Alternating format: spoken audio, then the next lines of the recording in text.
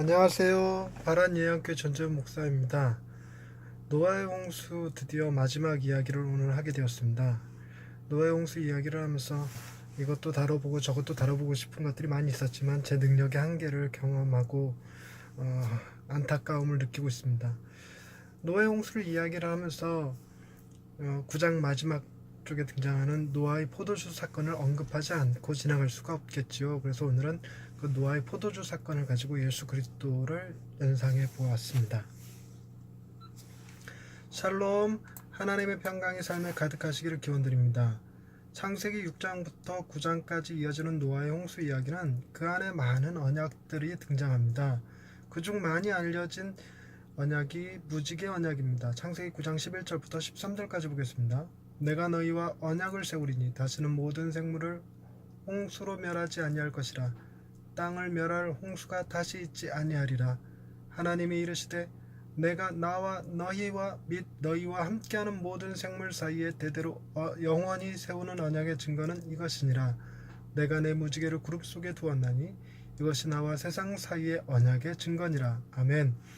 무지개가 가끔 문학에서 헛된 꿈으로 묘사되기도 하지만 믿는 사람들에게는 하나님이 노아와 맺은 언약으로 인해 무지개는 하나님의 약속의 상징이 되었죠. 우리가 보는 무지개는 노아가 보는 무지개와 느낌이 조금 다릅니다. 우리에게는 그저 아름다운 하나님의 작품처럼 보이는 무지개가 홍수의 심판을 경험한 노아에게는 비가 올 때마다 간절히 기다리게 되는 하나님의 언약이지요. 비가 그치고 구름 사이로 무지개가 보이면 노아는 안도의 한숨을 쉬게 되고 하나님의 신실하심을 더욱 기도하게 될 것입니다. 노아의 홍수 기사는 하나님의 무지개 언약으로 끝이 나는 것이 아니라 노아의 포도주 사건을 더 언급하면서 끝이 납니다. 9장 20절과 21절을 보겠습니다.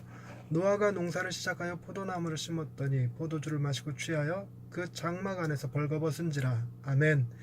짧은 이 두 구절 속에 매우 많은 신학적 담론들이 담겨 있습니다. 아담의 첫째 아들 가인도 농사하는 자였습니다. 하지만 노아의 농사와 가인의 농사는 조금 다릅니다.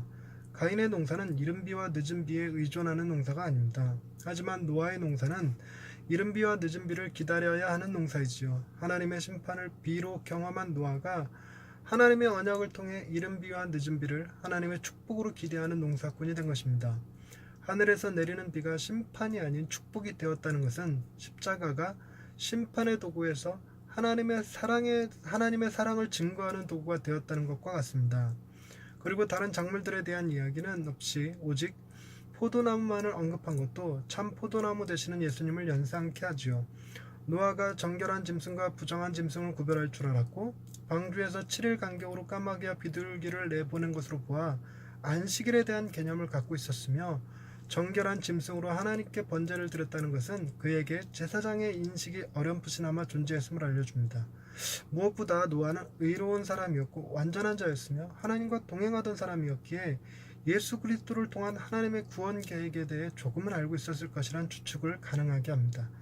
그러기에 특별히 포도나무를 언급하고 그 포도주에 취했다는 것이 단순한 에피소드점으로 여길 수 없게 만들지요. 특히나 포도주는 하나님께 제물을 드릴 때 소금과 함께 빠지지 않고 등장하는 중요한 제물입니다. 어린 양을 잡아 하나님께 번제로 드릴 때 그 위에 반드시 포도주를 부어야 했지요. 그리고 하나님의 축복을 표현할 때도 늘 포도주가 등장합니다. 포도주 역시 포도나무와 마찬가지로 예수 그리스도를 상징하는 중요한 상징입니다. 예수님이 제정하신 성찬식으로 인해 특별히 포도주는 예수님이 십자가에서 흘리신 피를 의미합니다. 노아가 그 포도주를 마시고 취하여 장막 안에서 벌거벗은 것은 에덴의 회복을 연상케 하고 있습니다. 아담이 선악과를 먹은 후 아담을 찾으시는 하나님 앞에서 벌거벗은 것으로 인해 두려워하여 숨었던 것과 완전 대조가 되지요. 노아의 행동은 예수님이 흘리신 피로 우리의 모든 죄가 다 용서받고 하나님 나라에 들어가게 될 것을 보여준다고 할 수 있습니다. 노아가 술에서 깬 다음 자녀들을 축복하고 저주하는 건 역시 그에게서 선지자의 면모를 보게 합니다. 얼핏 보면 술 마시고 취하여 함의 아들이자 자신의 손자인 가나안을 저주한 것처럼 보이지만 그의 말이 예언적 메시지가 되었고 역사를 통해 그 말대로 성취되어진 것도 그가 단순히 술김의 한 말로 볼 수 없게 만듭니다. 특별히 노아의 포도주 사건은 성경에서 죄로 정죄되지 않았고 하나님은 다니엘 그리고 욥과 더불어 노아를 의로운 자로 인정하신 에스겔서 14장의 말씀을 통해서도 알 수 있습니다. 무지개 언약을 받은 노아가 포도주를 마시고 취하여 장막 안에서 벌거벗은 이 사건은 예수 그리스도를 통해 우리가 아담의 범죄 이전으로 돌아가 하나님 안에서 자유하게 될 것을 예표로 보여준 것입니다. 예수님이 흘리신 보혈은 우리가 하나님 나라에서 벌거벗고도 두려움에 사로잡히지 않게 하시는 하나님의 은혜입니다. 할렐루야. 우리에게 하나님의 나라를 유업으로 주시는 하나님 아버지, 우리가 지은 모든 죄로 인해 하나님 앞에 서기가 부끄럽고 두렵지만 예수님의 피로 담대함을 얻게 하시니 감사합니다. 우리가 붙들어야 할 것은 예수 그리스도의 보혈임에도 불구하고 자신의 선행과 공로를 내세우려 했던 어리석음을 용서하여 주옵소서.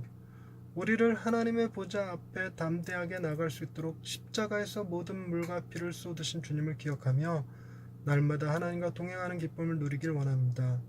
우리를 참 포도나무에 붙어있는 가지로 여겨주시는 하나님을 찬양하오며 예수님의 이름으로 기도드립니다.